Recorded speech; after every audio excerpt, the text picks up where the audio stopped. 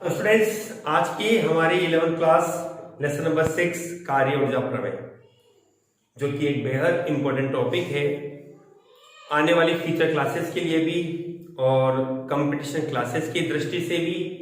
और यह कार्य ऊर्जा प्रमेय कुछ आपको शॉर्ट ट्रिक्स भी दे जाता है। देखिए स्टूडेंट्स, यदि अपने 11th क्लास के सिलेबस तक की ही हम बात करें तो उसके आधार पर कार्य ऊर्जा प्रमेय केवल एक छोटे से टॉपिक के रूप में अपने को क्लास में दे रखा है, टॉपिक में दे रखा है। लेकिन मैं यहां पर आपको कार्य ऊर्जा प्रमेय दो घटनाओं पर आपको बताऊंगा। दो विधियों के द्वारा आप इस कार्य ऊर्जा प्रमेय को ज्ञात कर सकते हैं।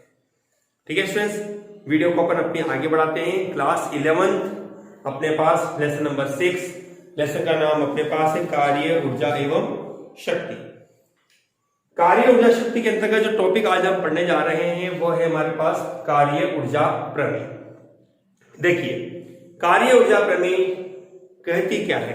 यदि हम इस टॉपिक के आधार पर ही इस प्रमेय को समझाएं तो हम ये कह सकते हैं कार्य को ऊर्जा में और ऊर्जा को कार्य में परिवर्तन किया जा सकता है। ठीक है ना? लेकिन कार्य ऊर्जा प्रमेय को आप एक एक्चुअल रूप में यदि हम बोले तो हम ये कहेंगे कि किसी वस्तु पर किया गया कार्य गतिज ऊर्जा में परिवर्तन के बराबर होता है। मैं बोर्ड पे लिखता हूं इसको। हमारे पास जो टॉपिक है उसके अंतर्गत आज हम पढ़ रहे हैं कार्य ऊर्जा प्रमेय, जिसके अंतर्गत हम ये कहेंगे वस्तु पर किया गया कार्य, वस्तु पर किया गया कार्य, ठीक है ना, जिसको मैंने लिख दिया W, उसकी गतिज ऊर्जा में परिवर्तन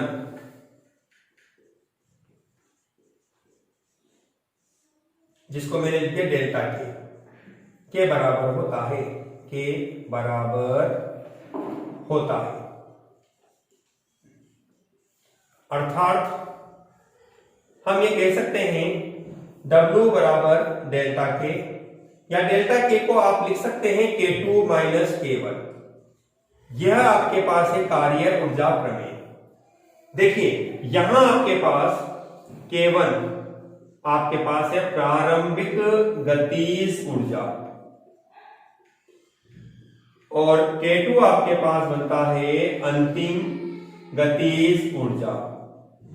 ठीक है ना? ये आपके पास बनता है कार्य ऊर्जा प्रमेय के आधार पर W बराबर डेल्टा के, जिसको हम कहेंगे K2 माइनस K1। हम स्टूडेंट्स हमारे इस फॉर्मूले के आधार पर हम इस फॉर्मूले को यहां पर व्युत्पन्न करेंगे, जिसकी दो विधियां मैं आपको दूंगा। पहली विधि के रूप में अपन कहेंगे नियत बल के अंतर्गत। नंबर 1 के रूप में अपन ने कहा नियत बल, मतलब जब आप बल को कांस्टेंट लेते हैं, नियत बल के अंतर्गत आपके पास कंडीशन क्या होगी उसको आपको यहां पे लेना है। ठीक है ना स्टूडेंट्स? चलिए, अपने पास पहले नियत बल के अंतर्गत आगे बढ़ने से पहले अपन इस चीज को नोट कर लीजिए, क्योंकि मुझे ऊपर का मिटाना पड़ सकता है, इसलिए।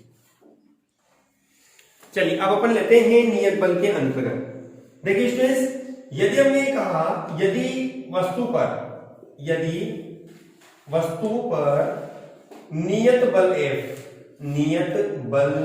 F आरोपित करने पर वस्तु में त्वरण A हो तो आपके पास बनता है बल की परिभाषा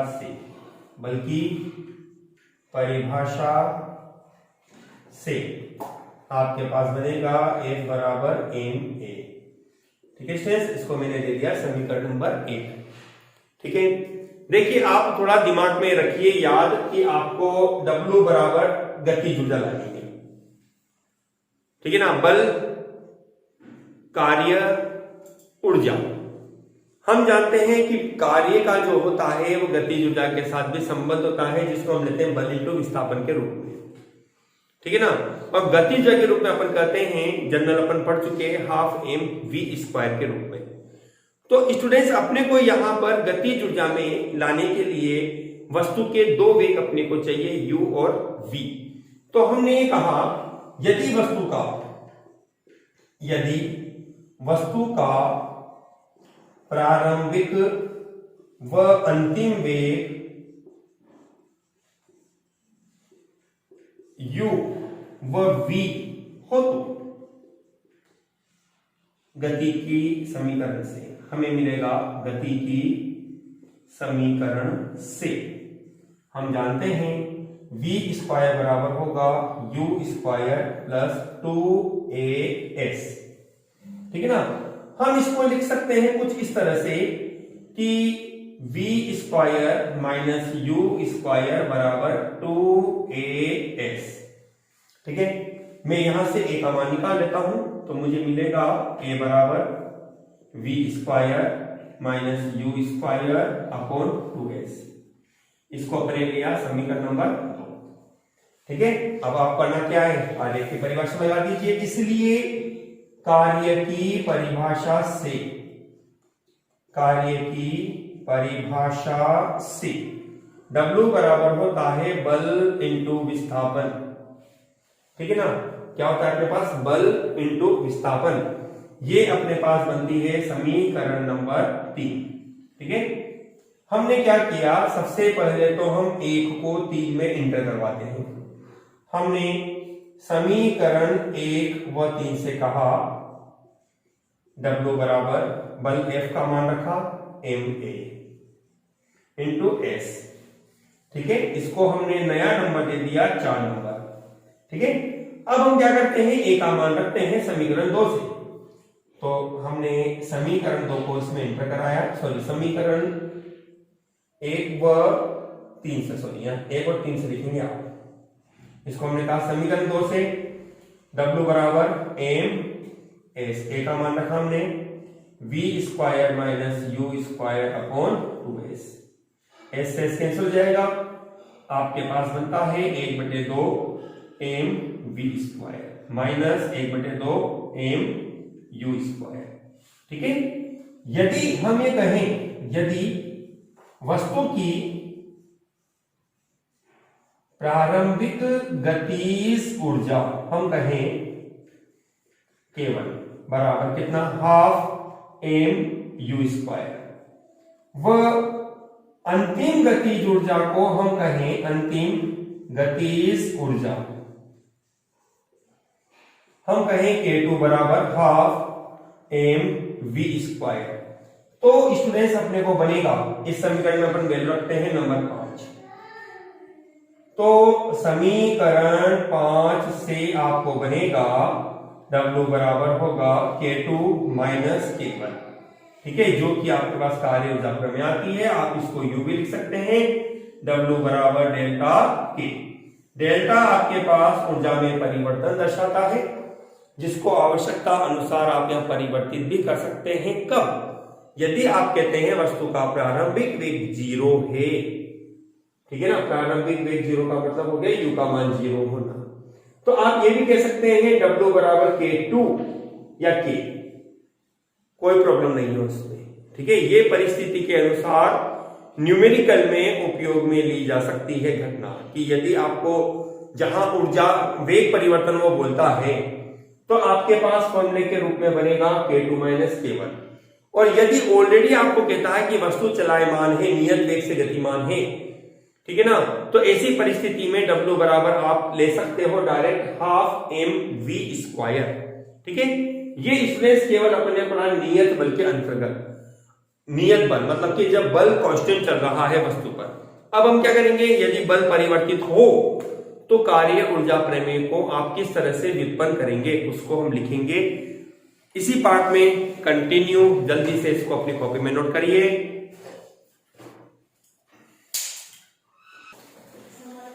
चलिए स्टूडेंट्स, अब अपन लेते हैं नंबर 1, अपने पास था नियत बल के अंतर्गत। अब हम लेंगे परिवर्तित बल के अंतर्गत कार्य ऊर्जा प्रमेय को आप कैसे याद करेंगे। आंसर दोनों का एक ही आएगा, केवल कहने का अंदाज बदल जाएगा, कुछ नियमों का अलग आपके द्वारा पालन किया जाएगा। स्पष्टीकरण कार्य ऊर्जा प्रमेय में हम एक ही प्रकार से करेंगे, जिसके आधार पर हमें कहेंगे कि वस्तु पर किया गया कार्य उसकी गतिज ऊर्जा में परिवर्तन के बराबर होता है। यही नियम अपने को यहां पर सिद्ध करना है, ठीक है ना।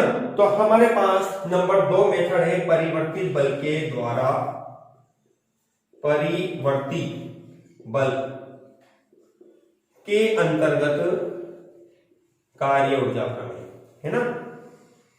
चलिए हम इस टॉपिक को आगे बढ़ाते हैं। हम देखते हैं, बोर्ड पे ध्यान रखिए आप। चूंकि हम जानते हैं गतिज ऊर्जा, थोड़ा टिपिकल है स्टूडेंट, ध्यान से समझना है इसको। गतिज ऊर्जा के बराबर होती है हाफ mv², ठीक है स्टूडेंट्स। गतिज ऊर्जा के बराबर होती है हाफ mv²। यदि हम इसका t के सापेक्ष अवकलन करते हैं, हमने कहा t के सापेक्ष अवकलन से, के सापेक्ष अवकलन से क्या बनेगा आपके पास, dk अपॉन dt बराबर होगा d अपॉन dt, ठीक है, 1/2 mv²। अब जब हमने अवकलन पढ़ा था, हम जानते थे अवकलन नियत राशि का नहीं किया जाता। 1/2 नियत है, अवकलन नहीं होगा। m नियत है, अवकलन नहीं होगा। आपको अवकलन करना रहेगा किसका, v² का, ठीक है। तो हमने इसका जब अवकलन किया, हमें मिलेगा 1/2 m और 2v और हो जाएगा dv अपॉन dt, ठीक है, ओके। चलिए अब हम जानते हैं dv अपॉन dt अपने पास होता है क्या, आप जानते हैं ये होता है आपके पास त्वरण के रूप में। तो हम इसको लिख देते हैं यहाँ पे, चूंकि dv अपॉन dt बराबर होता है 1 त्वरण, अतः अपने पास आएगा dk अपॉन dt बराबर होगा, 2 से 2 कट जाता है, m a और v, ठीक है ना। m a और v ये अपने पास बनता है। एक फॉर्मूला अपने पास बनता है m इंटू a, अपन जानते हैं, यहां लिख देता हूं मैं, चूंकि m इंटू a बराबर होता है बल F। तो आपके पास ये समीकरण लिखी जा सकती है, dk अपॉन dt बराबर होगा F और इंटू v। अपन इसको ले लेते हैं समीकरण नंबर 1, दोबारा से 1 नंबर अपन इसको दे देते हैं, ठीक है ना। अब अपने पास कंडीशन क्या है, हम बदलने जा रहे हैं v को। तो दोबारा से मैं यही लिख देता हूं ताकि फॉर्मूले आपके पास फॉर्मूला कलेक्शन एक ही जगह हो जाएगा। v बराबर होता है dx अपॉन dt, विस्थापन में परिवर्तन। अतः अपने को मिलेगा कितना, dk अपॉन dt बराबर होगा f और dx अपॉन dt, ठीक है। ध्यान दीजिए, dt से dt अपन कैंसिल कर सकते हैं, अपने पास बनेगा dk बराबर होगा f और इंटू dx, ठीक है। देखिए एक साइड तो आपके पास आ गया गतिज ऊर्जा में परिवर्तन, और दूसरी साइड आपके पास है f dx के रूप में। बल परिवर्तित है, इसलिए आप इसको कांस्टेंट नहीं ले सकते हो। हमने ये कहा यदि प्रारंभिक व अंतिम गतिज ऊर्जा K1 व K2 तथा प्रारंभिक व अंतिम स्थिति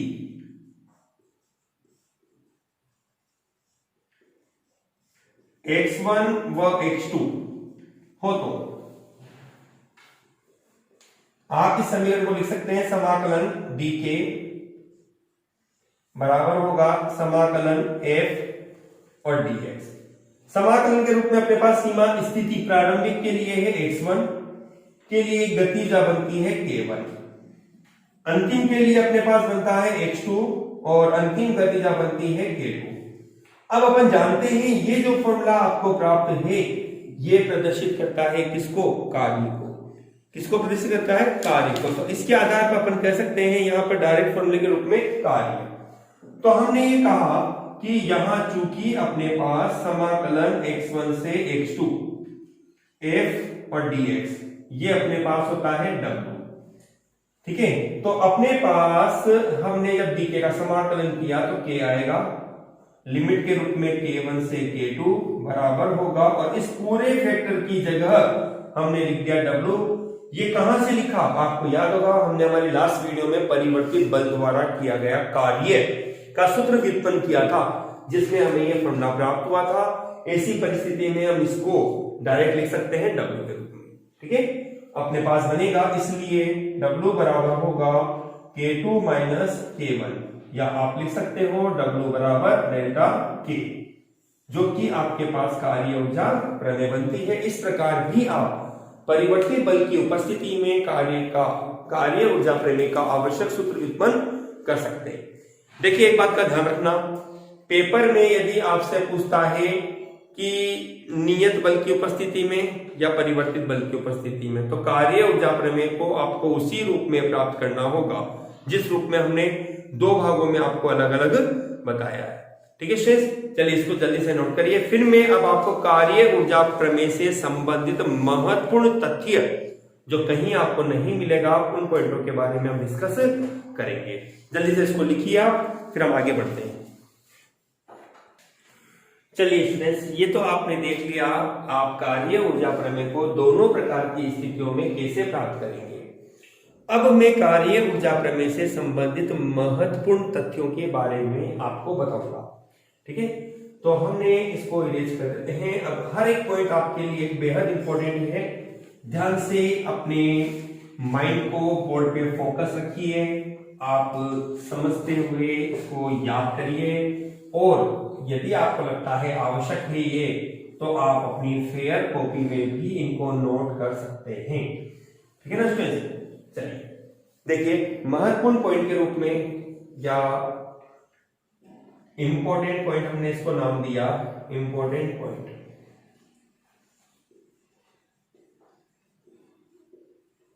जिसमें नंबर 1 के रूप में मैं आपको क्या कहना चाहता हूं, आपने पढ़ा कार्य बराबर गतिज ऊर्जा में परिवर्तन, ठीक है ना। कार्य बराबर गतिज ऊर्जा में परिवर्तन। यदि मैं ये कहता हूं कि किसी वस्तु पर परिणामी बल लगाने पर उसका वेग नियत है, तो गतिज ऊर्जा में परिवर्तन कितना होगा। परिणामी बल लगाने पर वस्तु का वेग नियत है, तो गतिज ऊर्जा में परिवर्तन कितना होगा। स्टूडेंट्स, ऐसी प्रक्रिया में गतिज ऊर्जा में परिवर्तन 0 बनेगा। मैं बोर्ड पर लिखता हूं, यदि परिणामी बल लगाने पर वस्तु का वेग नियत हो, तो गतिज ऊर्जा में परिवर्तन अर्थात डेल्टा के आपके पास बराबर 0 होगा। क्यों होगा? क्योंकि देखो सुनो, वस्तु का वेग नियत है और हम ही कहते हैं वेग नियत है, तो कार्य बराबर होता है अंतिम गतिज ऊर्जा माइनस प्रारंभिक ऊर्जा, ठीक है ना। अंतिम गति का फॉर्मूला भी होगा 12mv², और प्रारंभिक का भी होगा 12mu²। अब u और v दोनों क्या हो गए? बराबर हो गए। तो u और v जब दोनों बराबर हो गए, तो ऐसी परिस्थिति में w बराबर कितना? 0। अर्थात यहां पर आपके द्वारा जो कार्य होगा वो कार्य भी 0 होगा। हम ये कह सकते हैं गतिज ऊर्जा में परिवर्तन डेल्टा के बराबर 0, अतः कार्य भी क्या होगा? 0 होगा। कार्य भी 0 होगा। आप इसको शॉर्ट ट्रिक के रूप में याद रखने के पर्पस से लिख सकते हो कि यहाँ u बराबर v बराबर है, तो आप जानते हैं w बराबर 12mv² माइनस 12mu², ठीक है ना। इसलिए w बराबर 0। ये आपको शॉर्ट पॉइंट के रूप में अपन ने लिख दिया कि ये भाई इस कारण से ऐसे होगा, ठीक है ना। ये इस प्रकार से अपन ने इस चीज को लिखा है, ठीक है। अपने पास नोट नंबर 2 के रूप में मैं आपको क्या बोलना जा रहा हूं, ध्यान से सुनना इसको भी। यदि वस्तु पर जो बल आपके पास लगाते हो, बहुत से बल लगते हो जिनका मान अपने पास है F1, F2, F3 up to Fn के रूप में, ठीक है ना। जो परिणामी बल अपने पास बनता है, तो इन बलों के द्वारा जो कार्य बनेगा वो आपके पास अलग अलग बल की उपस्थिति में किए गए कार्य के योग के बराबर होगा, ठीक है ना। अब इसको मैं लैंग्वेज के रूप में लिख देता हूं। यदि वस्तु पर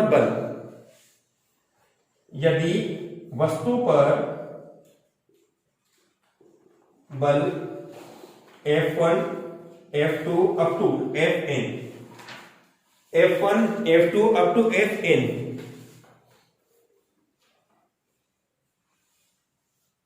क्रियाशील हो, तो परिणामी बल हम बोल देते हैं F, परिणामी बल F द्वारा, ठीक है ना। परिणामी बल हो जाता है अपने पास F द्वारा किया गया कार्य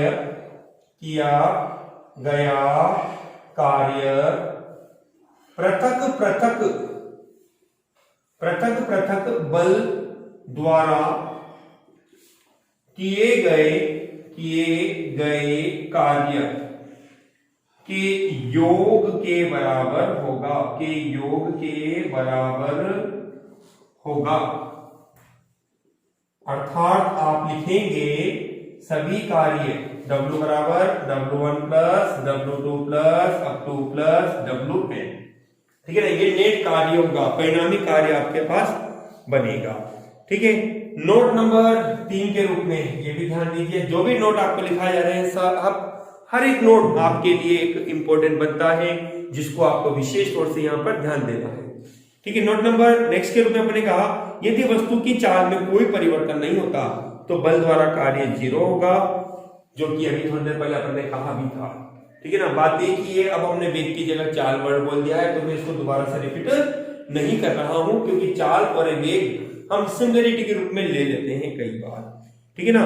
नेक्स्ट मैं आपको अगला पॉइंट के रूप में बोलता हूं, यदि वस्तु की गति ऊर्जा में कमी होती है तो बल द्वारा किया गया कार्य ऋणात्मक होगा। गतिज ऊर्जा में कमी होती है, हाँ इसको ध्यान दें आप, यदि वस्तु की गतिज ऊर्जा में कमी होती है, गतिज ऊर्जा में कमी होती है तो कार्य ऋणात्मक होगा। देखो इसका मैं बहुत अच्छा सा एग्जांपल आपको देता हूं कि आप किसी वस्तु को जब ऊपर की ओर फेंकते हैं, ठीक है ना, तो वस्तु जैसे जैसे ऊपर जाती है तो उसके वेग में कमी होती है। जैसे सपोज ये आपके पास, जब आपने वस्तु को ऊपर फेंका तो ये पहली स्थिति हो गई और दूसरी स्थिति ये हो गई। पहली स्थिति का वेग हो गया प्रारंभिक वेग मान लो, इसको अंतिम वेग मान लो, ये वाला अंतिम वेग है आपके पास, ठीक है ना। ये क्या है आपका अंतिम वेग है, ठीक है। आप जानते हैं जैसे जैसे वस्तु ऊपर जाती है तो उसके वेग में कमी होती है, तो इसका मतलब हो गया कि इस वेग का मान इस वेग की तुलना में क्या होगा, कम होगा, ठीक है। लेकिन गतिज ऊर्जा में परिवर्तन अपन कहते हैं अंतिम गतिज ऊर्जा माइनस प्रारंभिक गतिज ऊर्जा, ठीक है ना। तो अंतिम गतिज ऊर्जा का मान जब कम है प्रारंभिक से, तो जो भी आंसर बनेगा वो नेगेटिव बनेगा। लेकिन हम कहते हैं गतिज ऊर्जा के साथ कभी माइनस का चिन्ह नहीं लगाया जाएगा, तो आप कहेंगे क्या, W बराबर डेल्टा के, ठीक है। इसका मतलब हो गया कार्य जो होगा वो नेगेटिव होगा, ठीक है। एग्जाम्पल आपको क्या हुआ कि जब आप वस्तु को ऊर्ध्वाधर ऊपर की ओर फेंकते हैं तो गतिज ऊर्जा में परिवर्तन अंतर के रूप में नेगेटिव प्राप्त होता है, अतः वस्तु पर किया गया कार्य क्या होगा, ऋणात्मक होगा, ठीक है ना। वस्तु पर किया गया कार्य क्या होगा, ऋणात्मक बनेगा। ऐसे ही मैं एक पॉइंट और आपको देता हूं, इसका ही उल्टा ले लेते हैं अपन कंडीशन को चेंज करके। यदि वस्तु के वेग और गतिज ऊर्जा में वृद्धि होती है तो बल द्वारा कार्य धनात्मक होगा। हम कहते हैं यदि वस्तु के वेग व गतिज ऊर्जा में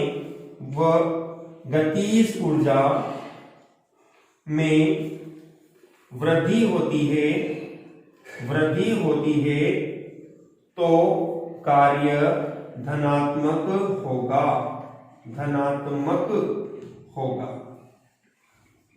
ठीक है, यदि वेग भी बढ़ता चला जाता है, ठीक है, या चाल बढ़ती चली जाती है, तो ऐसी प्रक्रिया में आपके पास कार्य कैसा बनेगा, धनात्मक आपको प्राप्त होगा।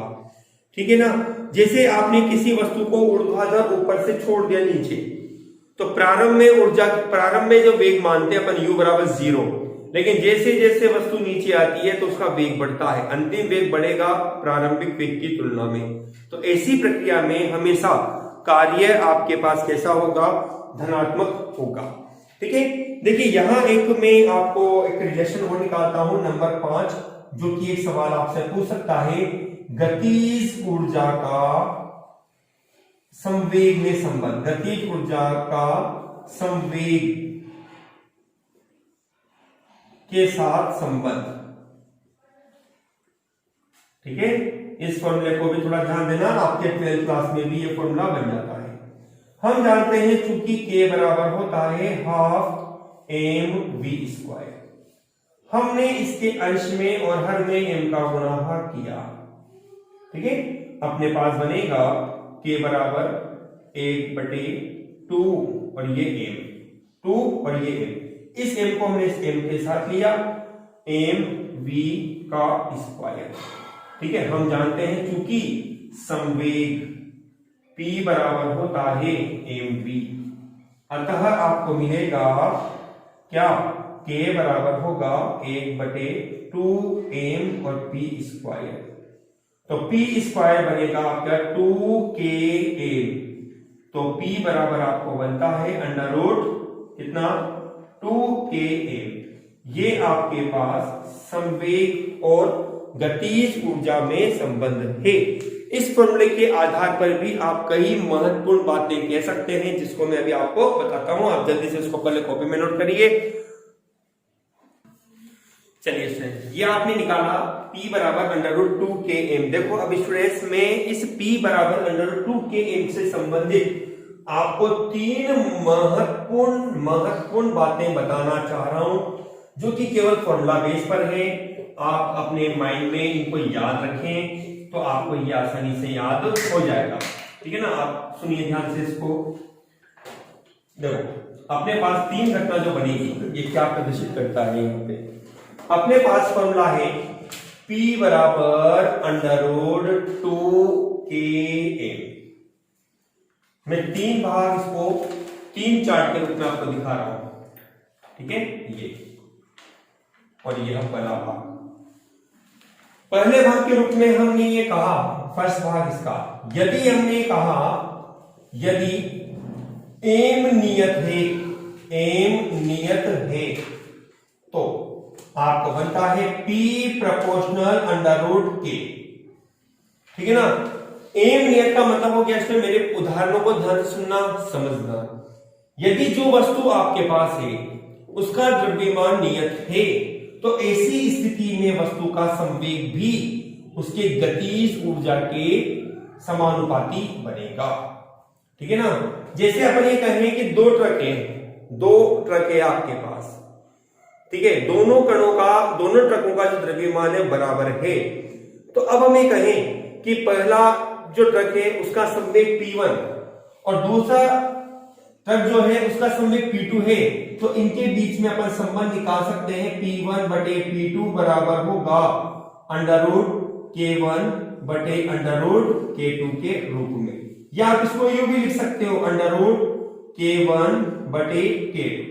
ये स्टूडेंट्स आपके नीट IIT में क्वेश्चन करने के लिए आपके पास ये एक ट्रिक है, जिसके आधार पर, क्योंकि 2 वाहनों के संवेग वहां इस तरह से ज्यादातर सवाल पूछता है आपसे, आप यहाँ डायरेक्ट फॉर्मूले का आप उपयोग कर सकते हैं। ठीक है, यदि हम इसमें कहें यहां पर नंबर 2 नोट के रूप में हमने ये कहा, यदि k नियत हो तो आपको बनेगा p प्रोपोर्शनल √m। ठीक है ना, p प्रोपोर्शनल √m। हमने ये कहा, इसका अर्थ क्या होगा, इसका अर्थ ये हुआ कि यदि भिन्न भिन्न द्रव्यमान की वस्तु की गतिज ऊर्जा नियत है, अलग अलग द्रव्यमान है जिनकी गतिज ऊर्जा नियत है, तो अधिक द्रव्यमान वाली वस्तु का संवेग भी अधिक होगा। देखो P समानुपाती है M। क्या कहता है ये कि जिस वस्तु का द्रव्यमान अधिक होगा उसका संवेग भी अधिक होगा। ठीक है, हमने यहां लिख देते हैं शॉर्ट में आपको याद रखने के लिए, यदि M अधिक हो तो P भी अधिक होगा। जैसे वापस से वही एग्जांपल ले लीजिए आप ये कहते हैं कि सड़क पर दो वाहन है, एक तो है ट्रक और एक कार। चूंकि दोनों का द्रव्यमान अलग अलग है, लेकिन हम ये कहते हैं दोनों की गतिज ऊर्जा एक समान है, तो बताओ संवेग किसका अधिक होगा? संवेग अधिक होगा ट्रक का। ठीक है ना, संवेग किसका अधिक होगा? ट्रक का अधिक होगा। गति जगह मतलब हो गया कि दोनों वाहनों का वेग एक जैसा है। ठीक है ना, तो ऐसी परिस्थिति में आपसे पूछा जाए बताओ कार और ट्रक दोनों में से संवेग किसका अधिक होगा, तो आपका आंसर बनेगा ट्रक का संवेग आपको अधिक प्राप्त होगा।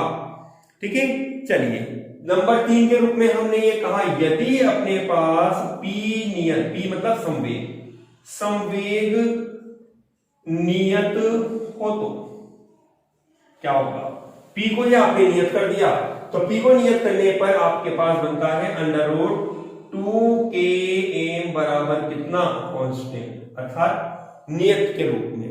ठीक है, तो इसके आधार पर कहेंगे हम अलग अलग द्रव्यमान वाली वस्तुओं के रेखीय संवेग नियत हो तो कम द्रव्यमान वाली वस्तु की गतिज ऊर्जा अधिक होगी। कैसे? देखो आप इससे निकाल कर देख लो, उदाहरण के तौर पर आप इसको हटा दो तो K प्रोपोर्शनल आपके पास बन गया M के रूप में, व्युत्क्रमानुपाती के रूप में बना आपके पास ये। अब व्युत्क्रमानुपाती के रूप में आप जानते हो यदि एक राशि घटती है तो दूसरी बढ़ती है, तो इस आधार पे आपने कहा यदि वस्तु का द्रव्यमान कम है तो गतिज ऊर्जा अधिक होगी, या द्रव्यमान अधिक है तो गतिज ऊर्जा क्या होगी?